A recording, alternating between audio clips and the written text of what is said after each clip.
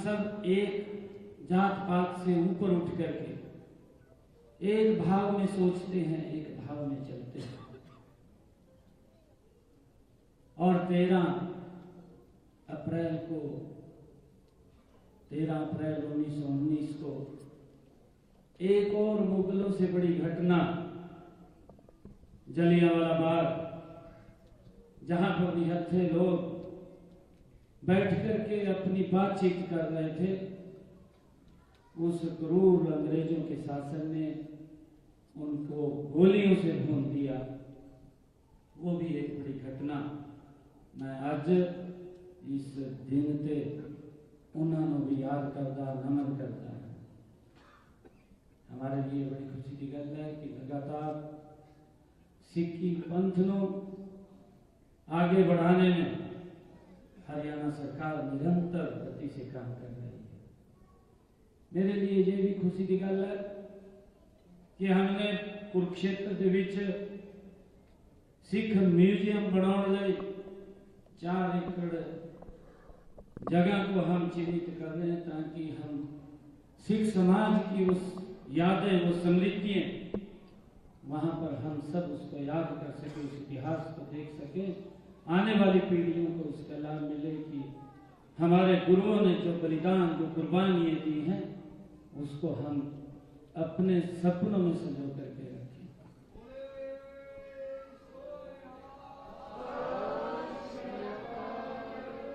हमारे लिए भी खुशी की गल है, हमारे लिए भी खुशी की गल है कि हमने हरियाणा में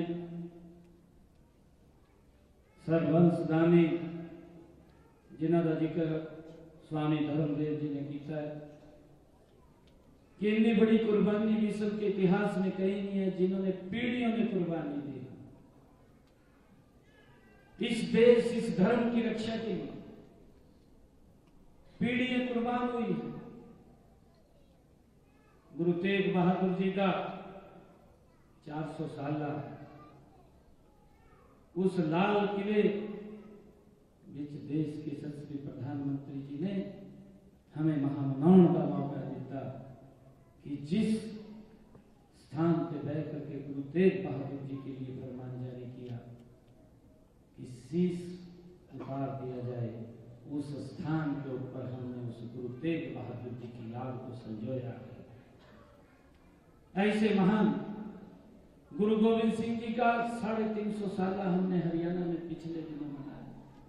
बाबा बंदा सिंह बहादुर, अभी हमने बजट के अंदर ये घोषणा की है, एक सरकारी ट्रस्ट बना करके जो उनकी लोगढ़ पवित्र राजधानी 10 करोड़ रुपया उनकी यादों को संजोने के लिए, उनकी शिक्षाओं का प्रचार प्रसार करने के लिए हमने वहां पर बनाने की घोषणा की है कि बाबा बंदा सिंह बहादुर के उस स्थान को, उसी उनकी जो एक सोच थी, उन्होंने जो वह काम किए हैं, उसको आगे बढ़ाया जाए, उनकी शिक्षाओं को आगे बढ़ाया जाए। हमें एक खुशी भी होती है कि सरकार लगातार, हम सब देखते हैं कि जिस पवित्र स्थल के ऊपर गुरु नानक देव जी नानक साहिब में वहां रहे हैं, और समय के चक्कर के अनुसार वो पवित्र स्थल हमारे से कट करके पाकिस्तान चला गया।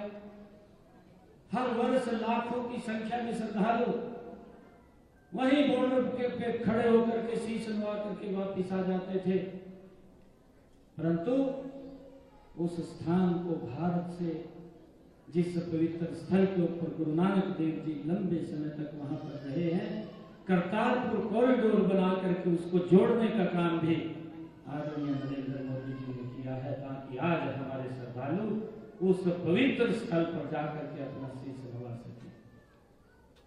हमने हरियाणा के अंदर भी लगातार अभी देखते हैं, जब से मुझे जिम्मेदारी मिली थी, मुझे खुशी है आप लोगों के बीच में बात को शेयर करते हुए, जिस पवित्र भूमि चिल्ला साहिब सिरसा में गुरु नानक देव जी 40 दिन रह करके जिन्होंने तपस्या समाज को एक दिशा देने का काम किया।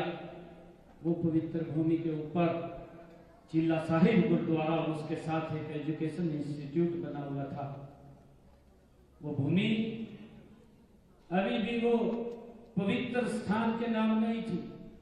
जब हमें इस बात का मालूम पड़ा कि ये गुरुद्वारा साहिब के नाम जमीन नहीं है, कैबिनेट के अंदर हमने ला करके तुरंत फैसला किया कि चिल्ला साहिब गुरुद्वारे और स्कूल को ये पूरी की पूरी भूमि वो 0 वैल्यू के ऊपर देने का निर्णय हमने किया है, ताकि गुरु नानक देव जी की यादों को हम वहां बैठ करके उन शिक्षाओं को याद कर सकें। ये हमारे लिए बड़े गर्व की बात है। आज मुझे खुशी है कि जब हम वैसाखी के इस पर्व पर एकत्र आए हैं, मैं आप सबको पुनः बहुत बहुत बधाई देता हूँ, शुभकामनाएं देता हूँ, क्योंकि जब आयोजक मेरे पास आए थे, मेरा और भी आज कई कार्यक्रम यहाँ गुरुग्राम के अंदर हैं, तो उन्होंने कहा था कि 13 तारीख को आप गुरुद्वारा साहब में अवश्य आना। और जब मैं मन से हमारे व्यक्ति बोल रहे थे, मैं सुन रहा था, जब ये 2000 में शुरू हुआ तो एक छोटे से स्थान के ऊपर शुरू हुआ। साथ संगत जी, गुरु जी की कृपा है, आज ये पहला दिन है कि वो स्थान छोटा सा इतना बड़ा हो गया है, और ये गुरु जी की ही कृपा है। आपने जो मांग रखी है कि ये स्थान और बड़ा हो जाए, ये और बड़ा भी हो जाएगा।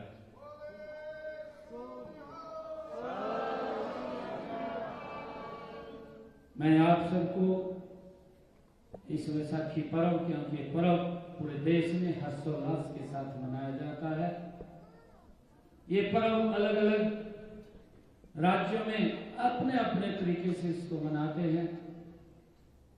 मेले के रूप में मनाते हैं, बड़े बड़े मेले लगते हैं, दंगे लगते हैं। मैं आप सबको वैसाखी के इस पर्व की बहुत बहुत बधाई और शुभकामनाएं देता हूं। अभी मैं जब यहाँ पर आया था तो हमारे जो आयोजक हैं उन्होंने मुझे जो एक वेलनेस सेंटर भी यहाँ पर चल रहा है, जो समाज के लोगों की, गरीब लोगों की बहुत ही नॉमिनल अमाउंट के ऊपर सेवाएं देते हैं। और मैं पूछ भी रहा था कि ओपीडी कितनी आती है, तो मेरे को बताया गया है कि हर रोज काफी लोग काफी संख्या के अंदर यहाँ आते हैं, क्योंकि ये सेवा भाव का स्थान है और लोग इसका लाभ उठाते हैं। मैं आज इस पवित्र स्थल के ऊपर आया हूँ, इस चैरिटेबल ट्रस्ट को और आगे बढ़ाने के लिए मैं 21 लाख रुपया मैं दे करके जाता हूँ। और जो भी मेरे से आपने इस मांग पत्र के माध्यम से बात कही है, आप इसको कहीं जो भी उचित आपको स्थान लगे देख लें। हमारी तरफ से पूरी हेल्प आप लोगों को होगी, जिस भी नॉर्म के अंदर होगा उस नॉर्म के अंदर आपको जगह उपलब्ध कराई जाएगी। मैं आप सबको आज इस शुभ अवसर के ऊपर बहुत बहुत शुभकामनाएं, जी आया कहना, क्योंकि ये पर्व हम सबके आपस में मिल बैठ करके प्रेम भाव से हम सब मनाते हैं। ये हमारी संस्कृति का धरोहर है। और हम ये भी देखते हैं, हेमकुंड साहब में जब हम जाते थे एक समय था, परंतु आज पिछले 10 वर्षों में उसका वातावरण बदल गया है। आज अगर हमारा बुजुर्ग भी कोई हेमकुंड साहिब की यात्रा करना चाहे तो उसको भी कोई दिक्कत परेशानी नहीं आती। ऐसा वातावरण आज वहाँ पर बना है, क्योंकि गति से जब देश आदरणीय मोदी जी के नेतृत्व में बढ़ रहा है और आदरणीय प्रधानमंत्री जी का जो विजन है कि हमने 2047 तक ये विकसित राष्ट्र बनाना है, और कल ही आदरणीय प्रधानमंत्री जी भारत रत्न बाबा साहेब भीमराव अंबेडकर जी की जन्म जयंती के अवसर पर महाराजा अग्रसेन एयरपोर्ट का, जो हरियाणा को पहला एयरपोर्ट मिल रहा है, हमारे लिए बड़े गर्व की बात है, उसके उद्घाटन के लिए आदरणीय प्रधानमंत्री जी आ रहे हैं। और हरियाणा में एक और बड़ा कार्यक्रम जो आदरणीय प्रधानमंत्री जी के कर कमलों से होगा, वो यमुनानगर के अंदर चौधरी दीन बंधु सर छोटू राम जी के थर्मल पावर की 800 मेगावाट की एक यूनिट का शिलान्यास करने के लिए भी आज हरियाणा के अंदर, कल देश के यशस्वी प्रधानमंत्री जी उसको गति देने के लिए, विकसित हरियाणा बनाने के लिए आ रहे हैं। उनका हम जोरदार स्वागत करेंगे।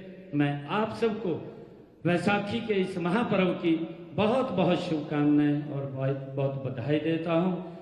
एक जोरदार जयकारे के साथ बोले सोनिहाल। वाहेगुरु जी दा खालसा, वाहेगुरु जी दी फतेह।